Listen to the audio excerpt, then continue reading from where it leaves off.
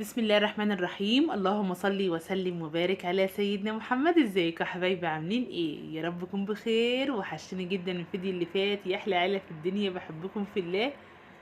ان شاء الله النهارده روتين كل نشاط وكل حيويه كده. يا رب يعجبكم. لو عجبكم شوفوا اللايك، اللايك بيرفع الفيديو فضلا ويسر امرا. واول مره تشوفوا قناتي وعجبتك مش هتنضم لعيلتي كده عشان عيلتي تكبر بيكم.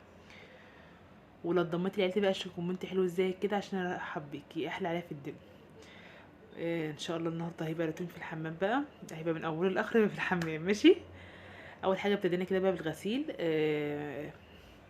هقلب بقى الغسيل. كنت حاطه غوامق. انا حطيت وكنت بشطف فيها وطلعتها. ودلوقتي بحط حاطه التانية ديت بقى. يبقى بعد بقى البناطيل كده، التيشيرتات، الهدوم بتاع الاولاد كده يعني. بس بحطها كلها غوامق. ماشي. ما تركزوش انا كنت بشطح الهدوم ازاي يعني. المهم كنت يقول يا عابي بقى حطت الغسيل كده واحطها في دوره الغساله، يعني شغل على الغساله يعني. كنت حاطاها غوامق كلها يعني واشغل غساله عليها تاخد دوره كده عشان ايه تنضف وتبقى فل ان شاء الله.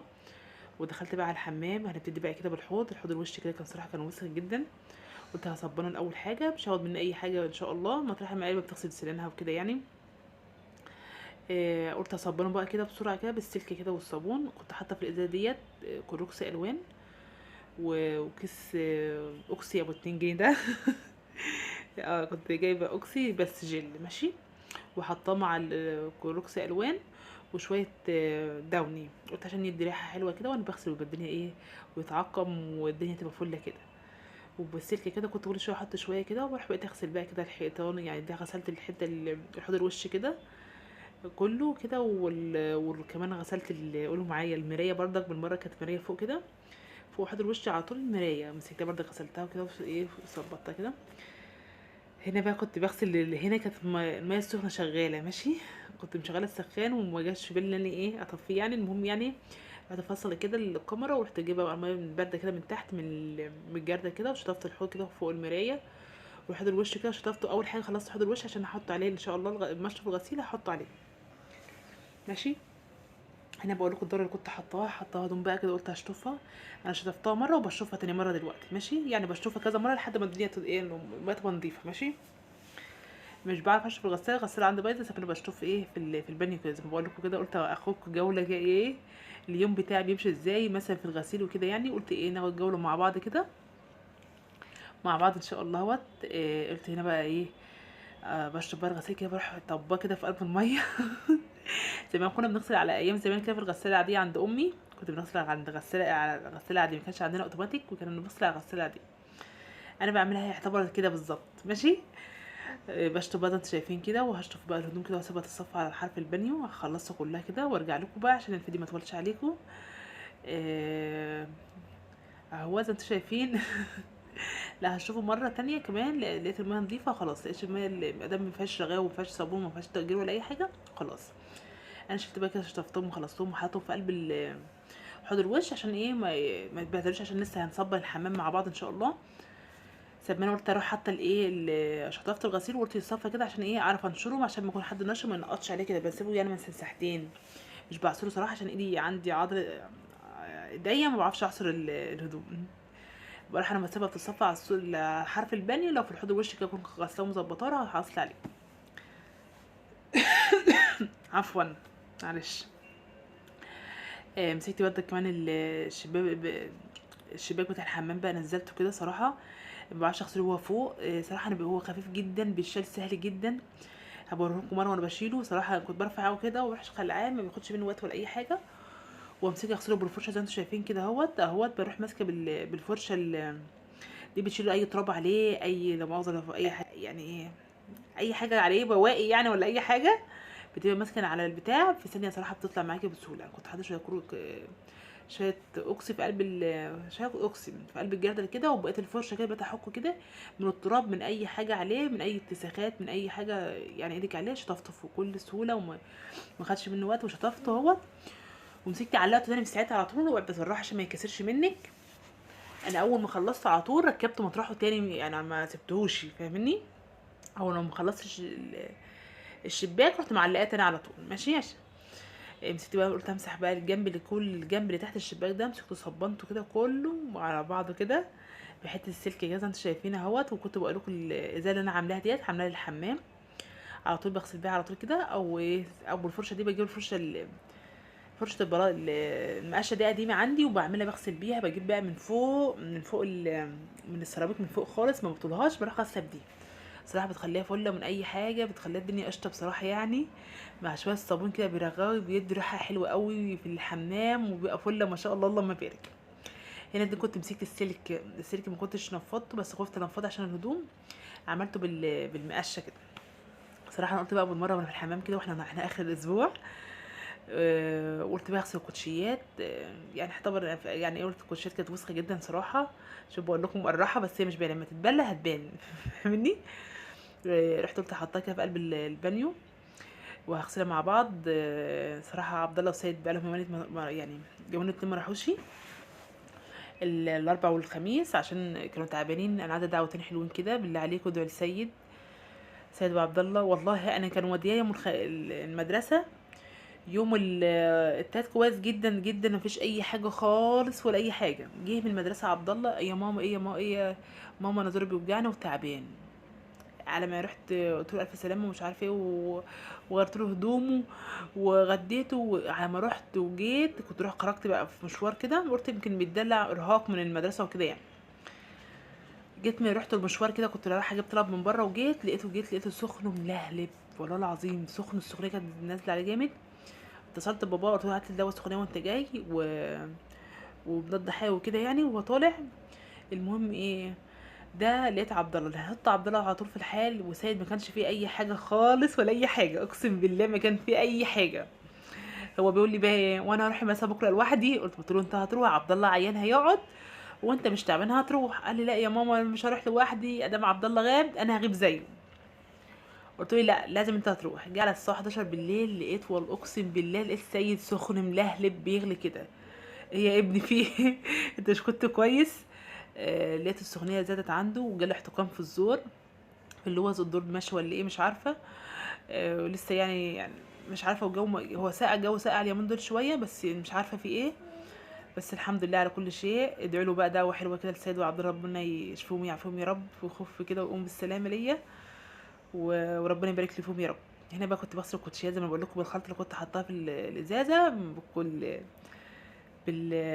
بالفرشه كده، وكنت خليتهم فله ما شاء الله. عايزه حط كربوناتو او ملح ليمون او الحاجات ديت. المكونات دي مثلا بتغسل الكوتشيات البيضه، بتخليها بتلمع بصراحه. لو حابه تحطي مع المحلول اللي انا حطاه تحطيه. كربوناتو دي بصراحه تخلي الكوتشيات البيضه ديت فله، وملح ليمون صراحه بيخلي الدنيا يعني ايه. حاول لو انت حابه حطي يعني. حطيت ممكن، انا جربت مره قبل كده، بس بيخلي الكوتشيات بيضه، ما كانش عندي بصراحه. حطيت الخلطه اللي كنت بغسل بيها الحمام، غسلت بيها الكوتشيات. مسكت الكوتشي كان مقرح الابيض. انت شفت بقى عبد الله كل يوم بيروح المدرسه، كان مخليتي هنا بصراحه. وكان عندي بيبدل بين الكوتشي الابيض والكوتشي الاسود برضك. كان بصي ما مش صراحه، كان مخليه وسخ جدا. مسكته انتوا شايفين بقى، رحت مسكته وغسلت الكوتشيات كلها، كانت منزله طينه رهيبه صراحه، جامده جدا. كنتش عارفه اغسلهم في الكوتشي في الغساله. قلت اغسلهم زي ما انتوا شايفين كده بالفرشه كده على حرف البانيو. قلت بقى دام كده كده انا هعمل ايه، نشاط للحمام. قلت اغسل بقى الكوتشيات بالمره، عشان ايه، احنا اخر الاسبوع بقى زي ما قلت لكم كده، والدنيا تبقى نضيفه، الكوتشيات تبقى نضيفه بالمره يعني. زي كده انتوا شايفين غسلت مره واتنين الكوتشيات. بصوا منزله صابونه قد ايه وماس. بصوا غسلتهم بالفرشه مره تانية كده، لو في اي حاجه همسكهم بقى اصفيهم كده على حرف البانيو كده، واخليهم يتصفوا، واشطفهم مره تانية لحد ما الصابون يخلص منهم تماما.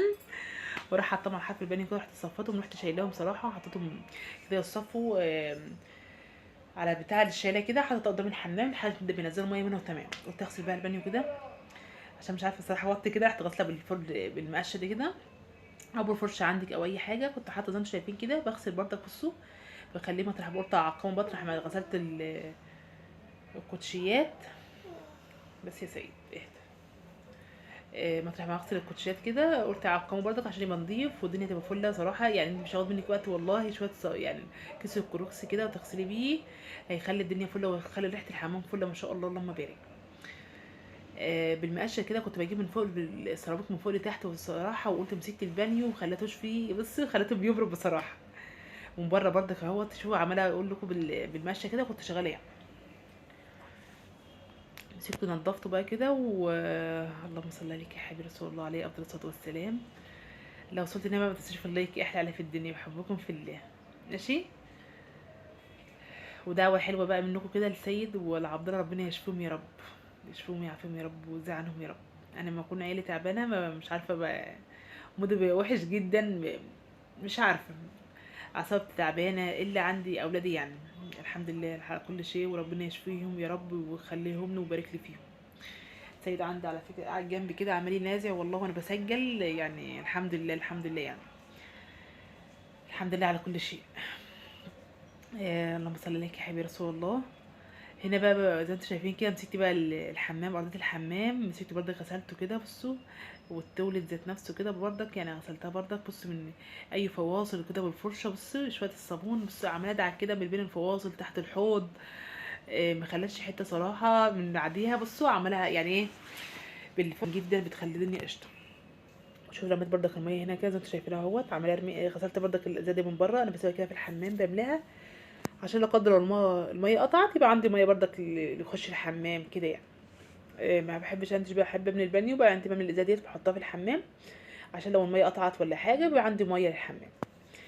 زي ما انتوا شايفين بقى كده، عمال اغسل كده وقلت هلمي بقى الصابون بالمساحه كده، خلت الدنيا فله بصراحه ما شاء الله، وخليت الحمام فله كده بيبرق كده، مسكت مصبنته من فوق لتحت خليته قشطه. ماشي بقى ما لميت الصابون كده وخلصت بقى كده، قلت بقى ارمي جردلين ميه كده عشان ما اللي يخش الحمام ما يتزحلقش، بقى لازم تلمي الصابون الاول وبعدين ترمي جردلين ميه كده يلم ايه، عشان ما يتزحلقش اي حد من ارضيه الحمام يعني. خلصت بقى كده ونضفت وخليته فله وشلت بقى الهدوم اللي فيه، قلت دخلتها البلكونه، وشلت بقى الكوتشيات برضك، قلت برضك عشان انشرها. رحت ماسكه رصه الكوتشيات تحت كده على حرف البلكونه كده بينشف كده، ما بعرفش انشرهم على الحبل عشان ايه، مش بربطه وبخاف لا يقع من البلكونه بصراحه، انا بحطهم على حرف كده في البلكونه، الهواء بيرفع فيهم بقى طول الليل، ما يعني طول الليل ولحد الصبح، يعني من النهارده لحد بكره بيلاقيهم نشفوا ما شاء الله.